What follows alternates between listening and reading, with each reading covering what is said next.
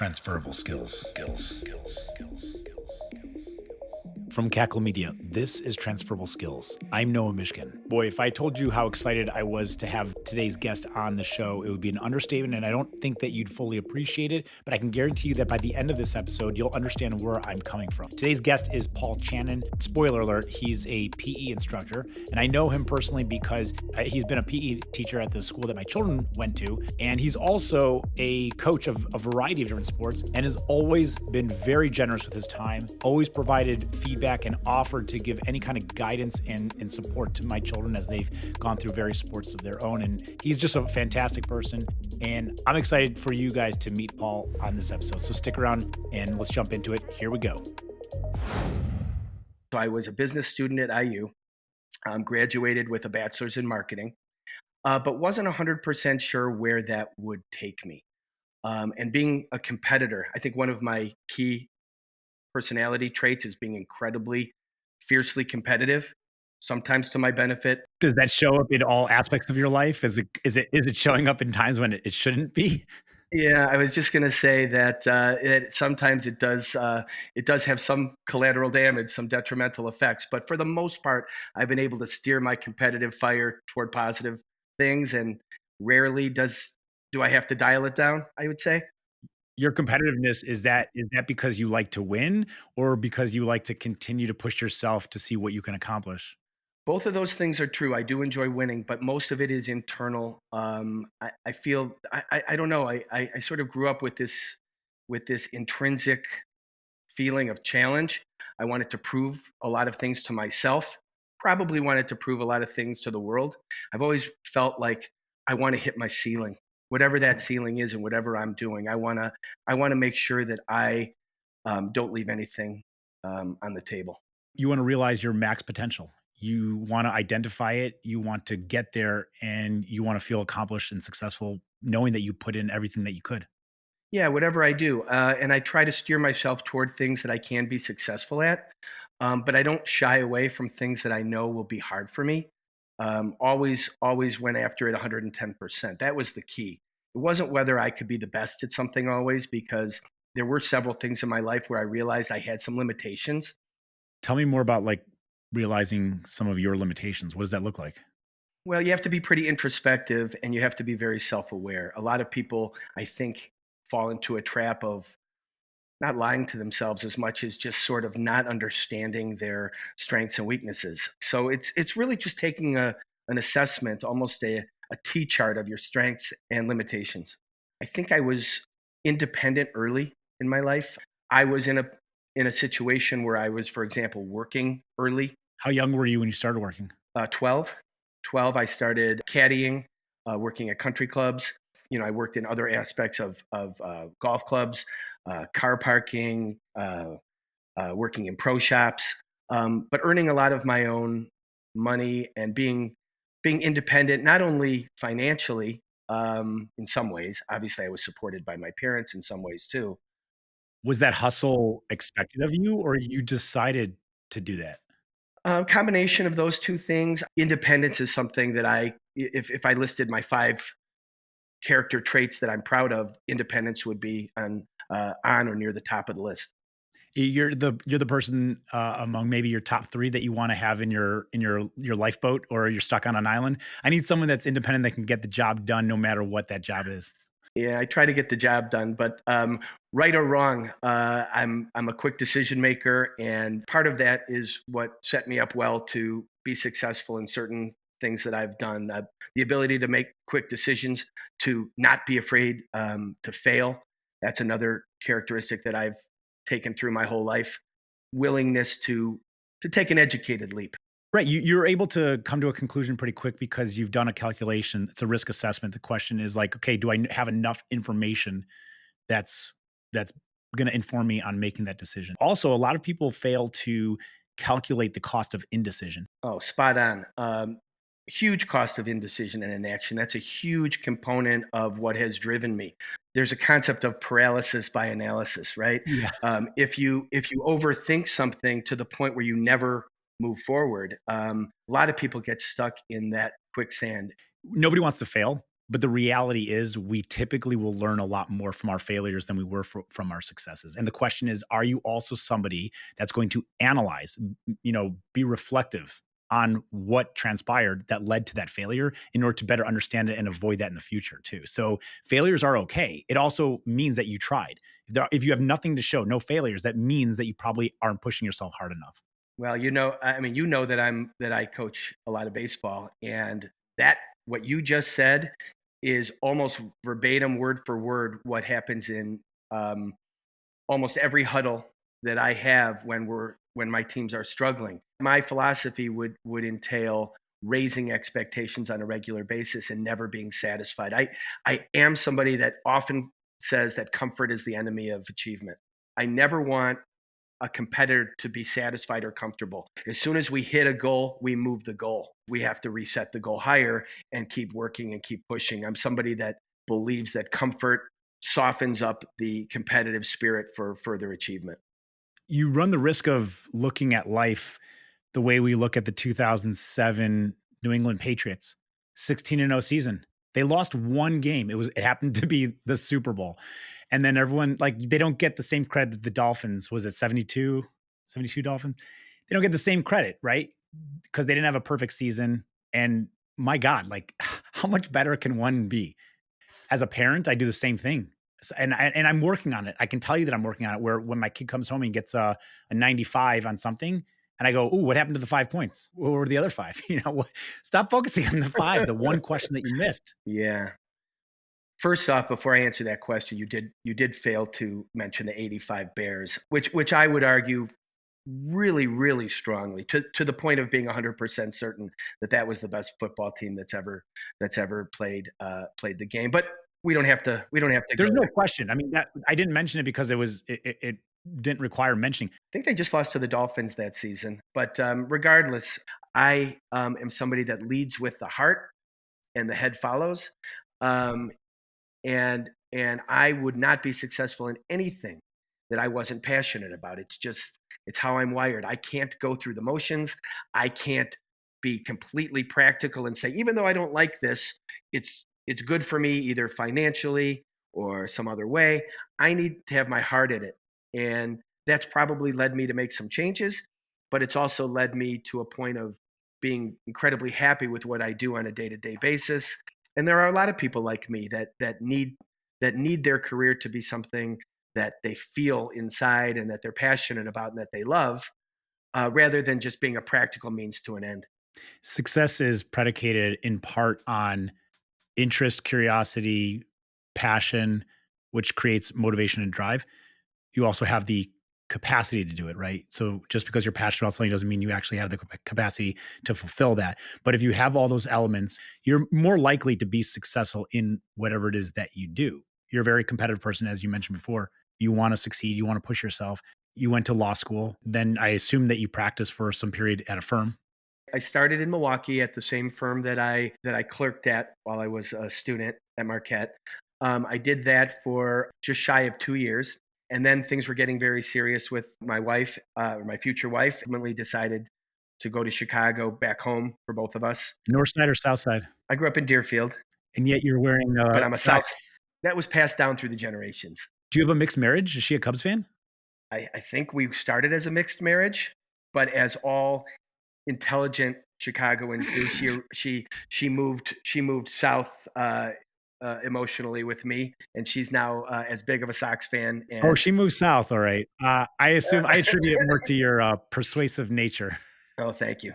I think the way we're defining sports as something athletic in nature, I think it would have to have a physical component. But Mhm. as somebody that's coached a lot of sports and a lot of kids, I don't think you can have a sport that doesn't have an emotional and an intellectual and a mental component. I just finished up a baseball season literally over the weekend.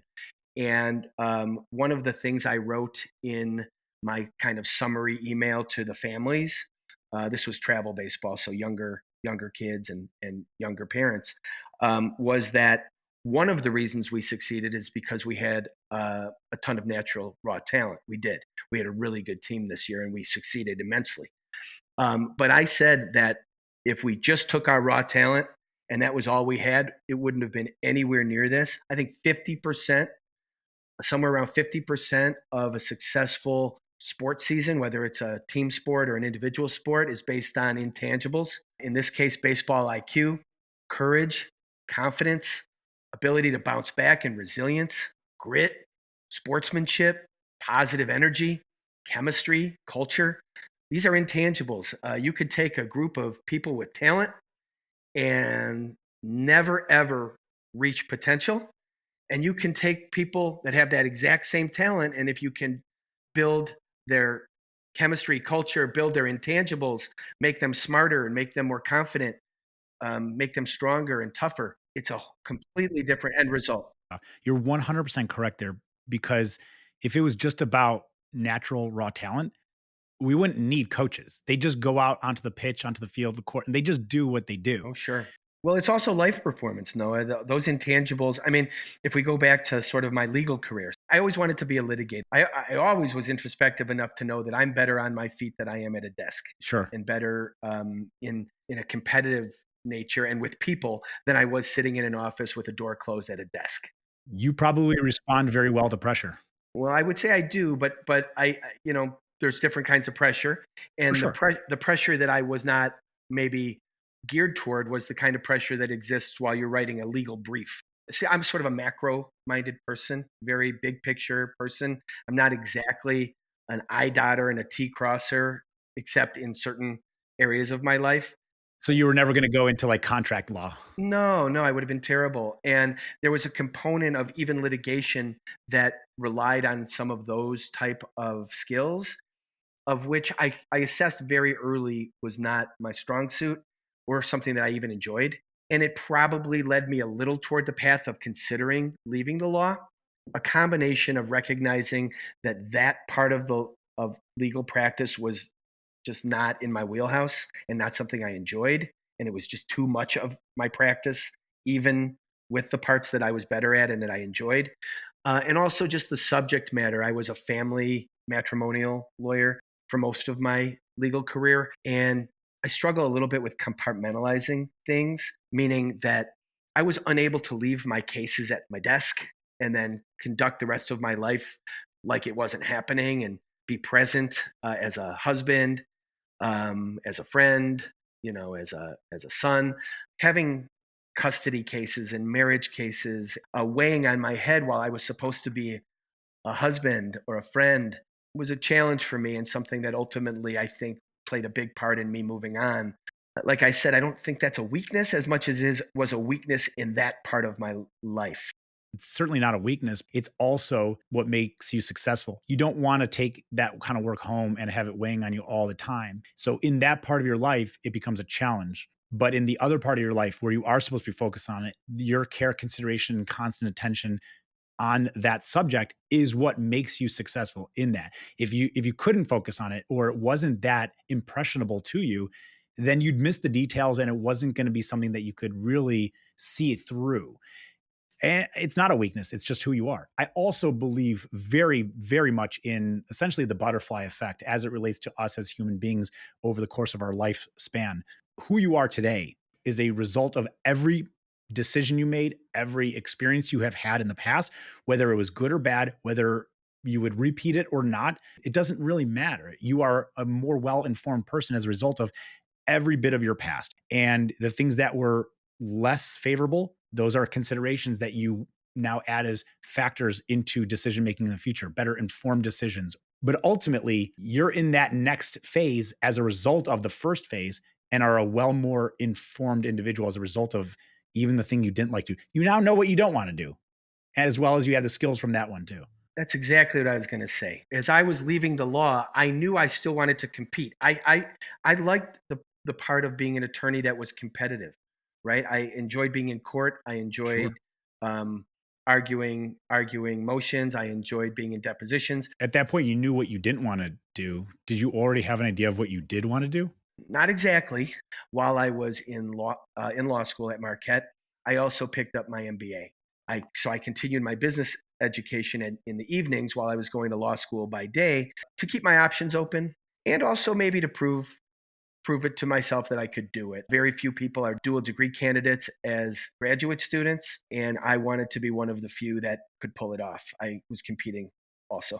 Those are two very difficult ones to manage individually, let alone two at the same time. I know a few people have gone through.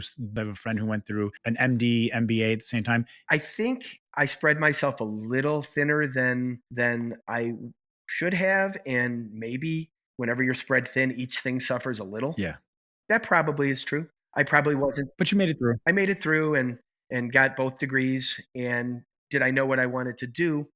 I ended up on the floor of the Chicago Board of Options Exchange, the Chicago Board of Trade, and the Merck, seats at all three of those at different times in my trading career, trading options. Which is also not a unstressful job at all. So what was it that you were getting away from and finding as a trader? Yeah, I wasn't looking to get away from stress. Trading provided me with an opportunity to focus solely on the financial outcome and not have the personal investment in other people's personal lives, focused completely on something that was tangible like money and being competitive financially put me into something that I still enjoyed, and the competitive part, and the I just loved the people. I tear up sometimes when I think about that part of my career because I loved it so much. Did you find yourself using skills from your 5 years practicing as a litigator? Did you find yourself using skills from that life into your trading life? Yeah, talk about being needing to be quick with decisions and sharp on your feet. I mean, there's not a business in that I've ever seen in which those characteristics and strengths are more applicable. Being able to not need to be 100% right in order to make a strong choice was, par for the course. There was a lot of incredibly smart people that tried to get into the trading industry that probably, not probably, unequivocally were smarter than me on paper, but were so analytical and maybe in some ways hampered by needing to be right that they could never really pull the trigger and make a decision. Being in the pits at the exchanges, you needed to be right a lot, but you also needed to have the confidence to make a decision when you weren't 100% sure you would be right. Because if you wait around in the trading pits to be 100% sure, you'll never make a trade. Right. I mean, at some point you have to stop analyzing and thinking because at the end of the day, you're making informed decisions. It's not objective. To some degree, it's informed gambling. You have to decide what your position is. Yeah, and yeah, that's definitely true. And whereas you still needed to be very prepared. I mean, we would have meetings every morning. We would look at our positions every afternoon after the trading day. So you needed to be educated. If you walked into there and just kind of let it ride, Right. if you winged it, your career would last about 15 minutes. Right. I mean, there's a huge difference between roulette and poker. There's a reason why I've never sat at the World Series of Poker because I don't really play. And B, I actually think that in poker, there's probably more skill than luck because the only luck is the draw of the card. But ultimately, it's how do you use that card that you're dealt. For the 13 years that I traded at the exchanges, anytime that I went to Vegas or to any casino, I didn't put a dollar down on the tables or in a machine. I didn't gamble at all because I always felt that I had a better chance. I had a better chance at work. On the floor, the house didn't always win. That's right. Yeah. That's right. I mean, you did it so often. You got that adrenaline rush and that dopamine at work. It's not like you were starving for it in Vegas. No, I just went to the buffets.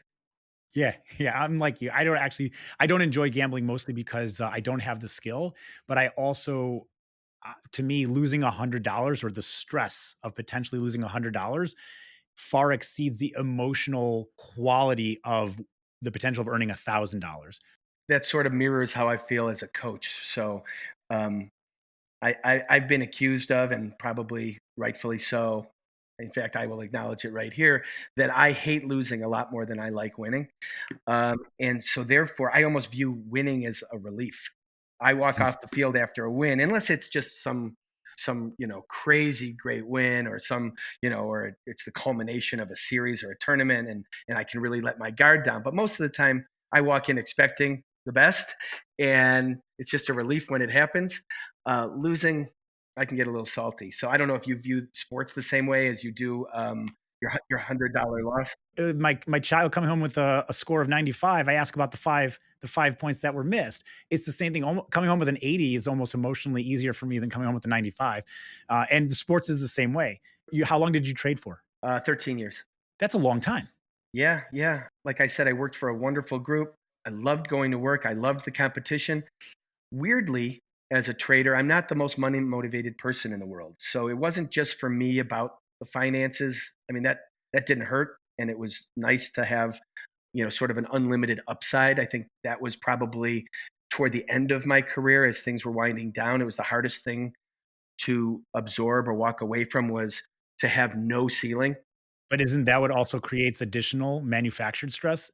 Is the idea that why go home now when I could spend another 5 minutes? Now the trading day does end for everyone at a certain point, right? Not anymore. Not anymore. But there's after hour trading. Yeah, the electronic and after hour trading changed that to a 24/7, 365 Right. almost business. So if there's no ceiling, it would be hard, I should say, to turn it off because the earning potential is infinite perceivably. So I think that that would manufacture additional stress on top of whatever it is your normal job is, well, if I just make one more call, or if I just spend another hour doing some research, if I just put together another model, you could spend your entire life chasing just that extra 5% on top of what you earned. Yeah, you really could. Well, it's like the same in a casino. There's no cap, as long as you're willing to sit there. So there are other factors, right? There's the element of not wanting to give it back. There's the element of I have other parts of my life. But it did take me about a year and a half after I realized that sort of my time was done Mhm. to really walk away. I think mostly just because to go from unlimited upside and that sort of 5%, 5%, 5% mentality of like, hey, I can just keep going and hopefully things will be great and there's no cap, to a job or a career that has a set salary and you get paid the same thing every 2 weeks. It was hard for me, even as somebody that's not completely money motivated. But you are competitive. I know, yeah, that's true. Do you keep your own statistics for yourself, your performance? As a trader or in Yeah. life? um, Specifically in this case as a trader. yeah, your tax return. Your tax return was your statistical analysis of your performance. But I think there were certainly a lot of traders who were better than me, and many that were not as strong as myself. And I think for a lot of those people that were more money motivated and maybe more skilled, it makes it incredibly hard to leave that industry and move into something with maybe a little more stability, but certainly capped upside, a salary. Nobody is looking for outliers in the world because outliers don't represent really much of anything, and they also have a shorter lifetime value. Like you think about the best hitters in baseball, they were batting 300, 325. They weren't batting 400, typically speaking. And if they did that a season, kind of like that, the best batters are you're consistent and you're doing pretty good overall throughout your entire span. Yeah, I would consider myself a grinder in the trading world. I was not somebody that was swinging for the fences, because in the trading world, if you're swinging for the fences, you're also setting yourself up more for the strikeout, right? Yeah. And if I was what you might call a singles hitter, just grinding out good years and not trying to put too much of my life at risk, my financial life at risk. Pete Rose made an entire career and legacy out of being a single hitter, That's right. Not and talk about one of the best players in modern baseball history. Yeah, I wouldn't compare myself to Pete Rose. My trading career wasn't the Pete Rose baseball career, but I had a nice run, and I was really proud. It's a very competitive place. A lot of really smart people can't do that job.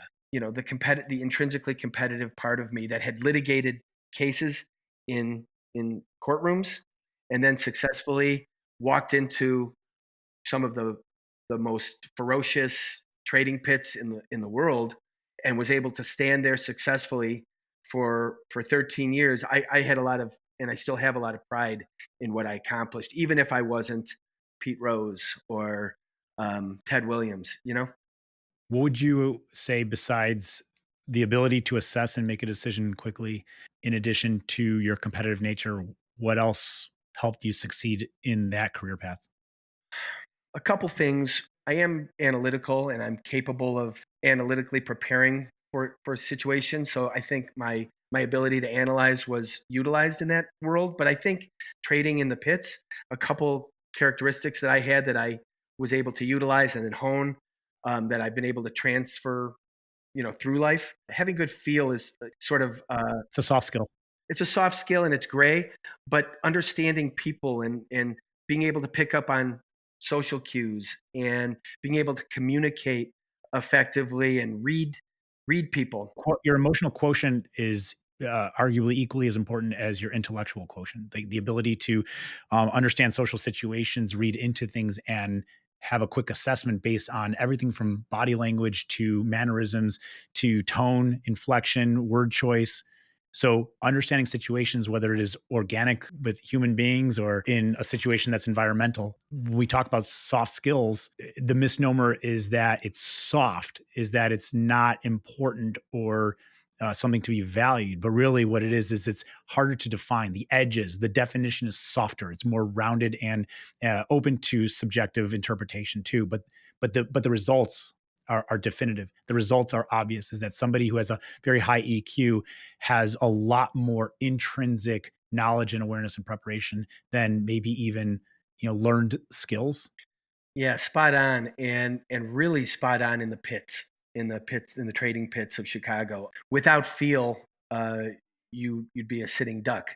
Having those characteristics and qualities, and feeling like I didn't call it EQ at the time, but is what I'm saying is feel. That was really really important to my success in my career. And then I guess having good relational skills. The what you see on TV from the trading pits is when it's happening, when the Yeah. chaos is ensuing, when the trades are happening, when the market is moving fast.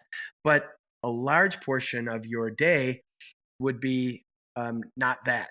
It would be standing around waiting. Yeah. And if you didn't have good relationships, even with the people who were your adversaries, it would make your career a lot different. So I was able to make a lot of friends, a lot of acquaintances, and build some respect in the pit that way.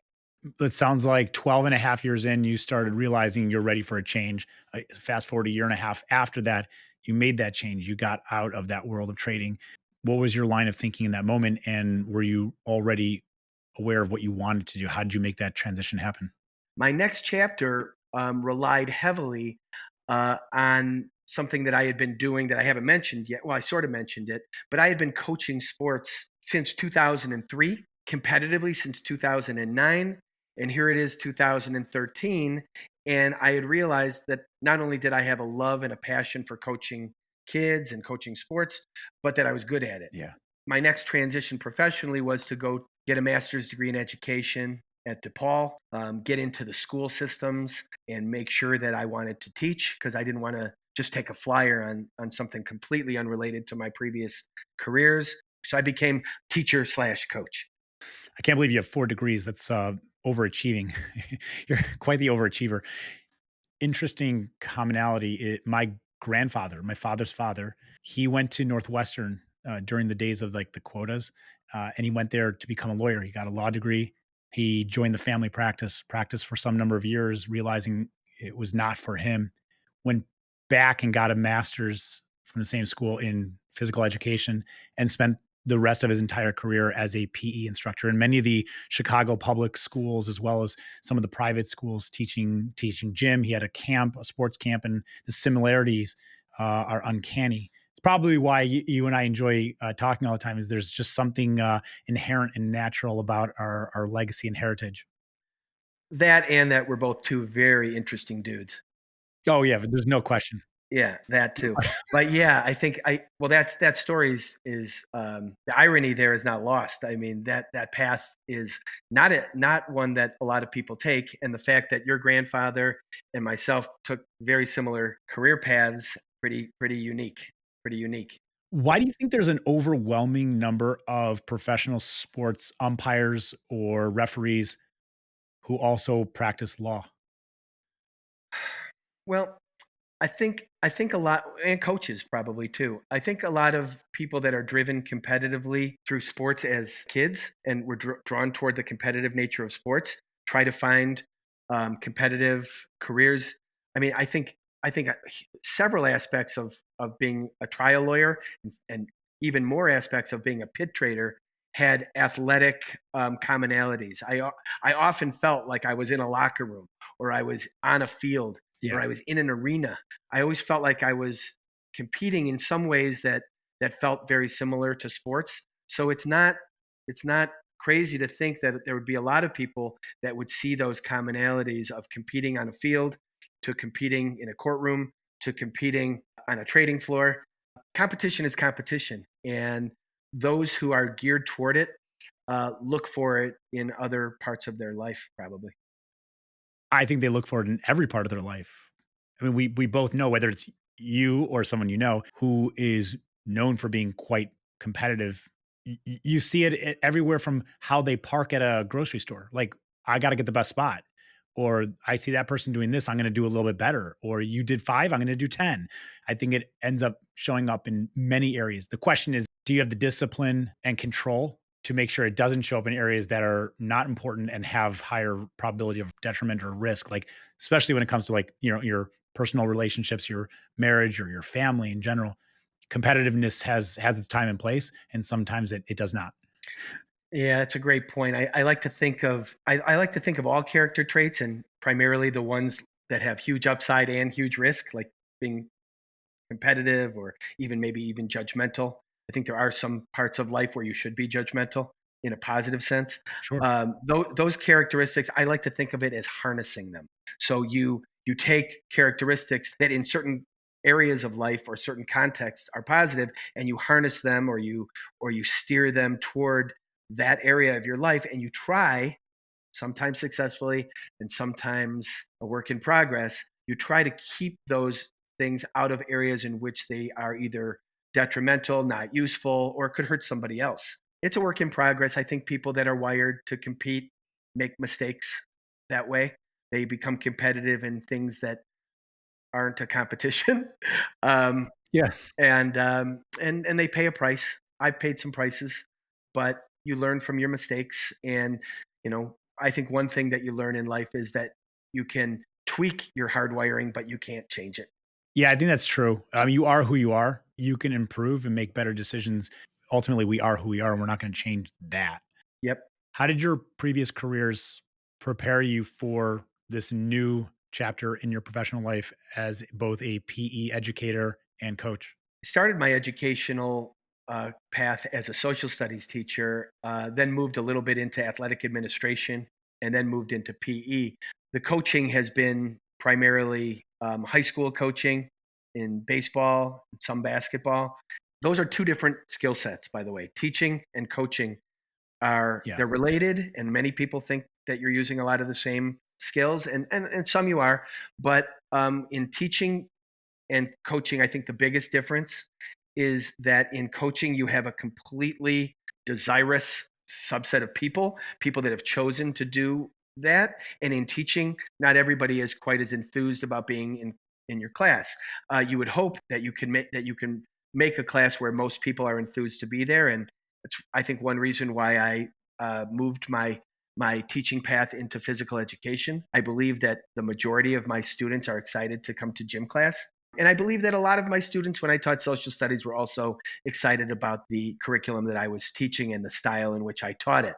But I think some of the characteristics, whether you're coaching or whether you're teaching, that I learned over the course of my life, relationships are the driver. Whether you are in business, whether you are in an adversarial position, or whether you're teaching kids or coaching young people, building relationships drives the entire operation.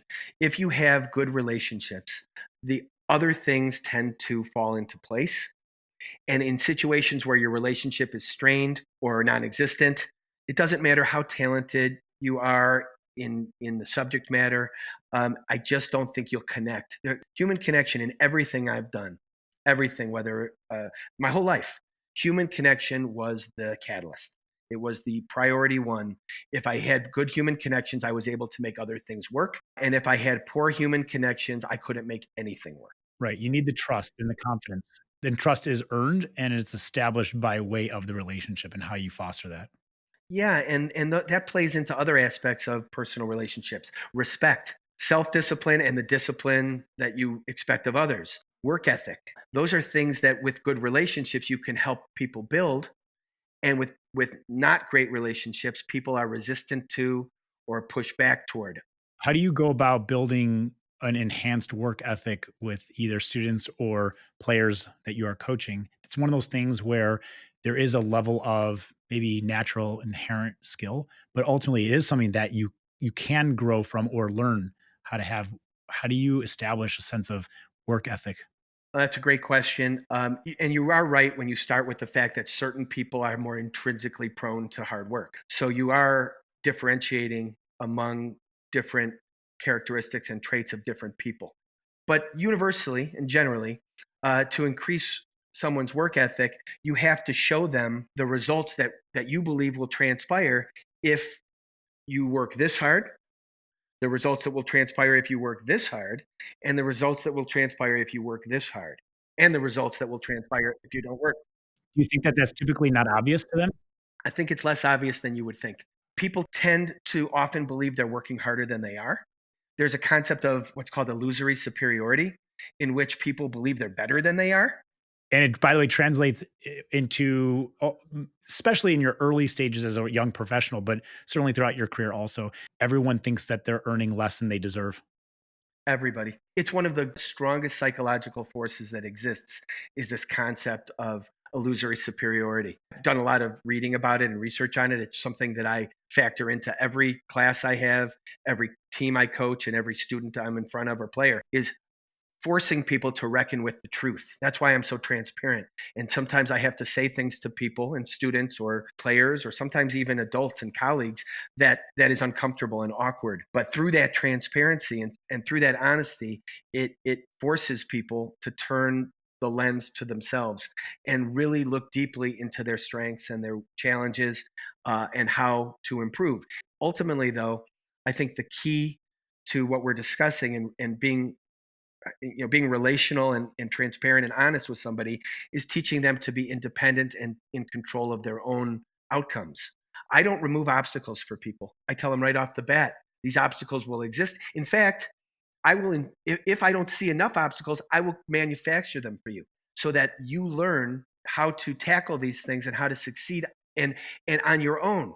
So instead of being dependent on others to force your work ethic or to force your path, I almost manufacture a situation where people realize that they are in control of their own destiny, good, bad, or indifferent. That's always been my philosophy. I always believe that I'm the navigator and not the driver, and that I'm going to put you behind the wheel.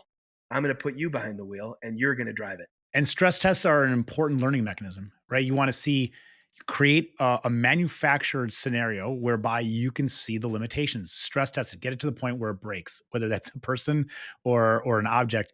Now you know what your limitations are. The question is, how can we build towards pushing that limitation further? So sometimes, especially in athletes, that is, we know how fast you can run. Well, we can make you faster if you do the right training regimen and you work out, you build muscle. You also improve your mechanics. The ability to actually improve goes well beyond just your inherent natural physiology. If you have that, fantastic. That's called the foundation. But then the Yep. question is, where are you performing when you're this age? Where do you want to be performing at the next level after that? Because you can then work on that and improve. Yeah. And the last thing I'll say about teaching work ethic and teaching, whether it's students or players, would be the concept of showing them what success looks like. Oftentimes you choose team captains, not just based on who the best player is, but on who's demonstrating the closest to, the way you want something to look. Or you show somebody a year older that has succeeded for you, and you show a younger student or player what it looks like to have worked hard and to succeed. A lot of times people can't even define what success is or what it looks like. Yeah. So you have to show them what it looks like, and then you back into what it took for that person to reach that height or to reach that achievement or that goal. I mean, going back to the examples of 72 Dolphins, 85 Bears, '07 Patriots, to a lot of young players, especially children, their perception of success is we won the whole thing. It's zero sum to them. We either won the championship or we lost and we're terrible. Yeah. And the reality is, like in every part of life and businesses, there are different success metrics. And that could be on a personal level or on a team level. Yeah, you never start a season by saying we're going to win it all. You start by saying, what are we going to do today? What are we going to do today? And then at the end, how are we going to show improvement on our Yeah. past performance? And if you do that, I mean, yeah, you can have long-term goals. I mean, it would be ridiculous to start any endeavor without any long-term goals. But really, ultimately, you have to show somebody how those steps will lead you to have the best chance to achieve long-term goals. And you have to, if you start only with the end and you don't understand the beginning and middle, you're not going to get to the end that you want. And that applies in my life as a teacher, or as a high school baseball coach, as a travel baseball coach. I've coached high school basketball, both boys and girls. That applies across the board at every level, at every age group, at every stage. These are universal truths. I don't know if I'm the world's greatest coach. In fact, I 99.99999% sure that I'm not. But one thing I am is honest and transparent and passionate about trying to make the best outcome for everyone that's in front of me, whether it's a student, a player, or just a person looking for help. So when I'm done with all this and I'm looking in the rearview mirror, I don't want to have left anything on the floor or on the field. Yeah, totally. There's a lot of skills that you have mentioned throughout your career. And certainly one thing that you just really highlighted here is that you're results oriented. You're very driven by producing the best results for the individuals that are in front of you, whether it is client facing as a litigator, whether it is the constituents, shareholders, or whomever it is, the organization that you are representing, trading by. And then in this case, players, students, your whole focus throughout your career has really been, how do I deliver the best results for my constituents, for the individuals that I am essentially doing this on behalf of? Yeah, and trying to understand the potential and get as close as possible to that top. I'll just use baseball as the metaphor. I don't always use total wins as the assessment of how I did or how our team did. I use, what was this team's upside? What was this team's potential? How many games would a objective group of rational people in doing what I do think this team was capable of, and how close did we get? Well said. Paul, this has been more than just interesting. It's been a true pleasure of mine to have you on the show and talk to you about your career, your transitional skills, and just getting to hear more depth and richness of your background. So thank you for sharing that with me. Thank you for sharing that with our audience. My pleasure. No, it was a great time, and I really enjoyed it. I want to thank Suzanne Mishkin for recommending Paul as today's guest, and to you, our listeners, for joining us on this episode of Transferable Skills. Remember, if you found value in today's episode, please subscribe to the podcast, leave a review, and share it with your friends and network. Your support helps us reach more people who could benefit from these stories.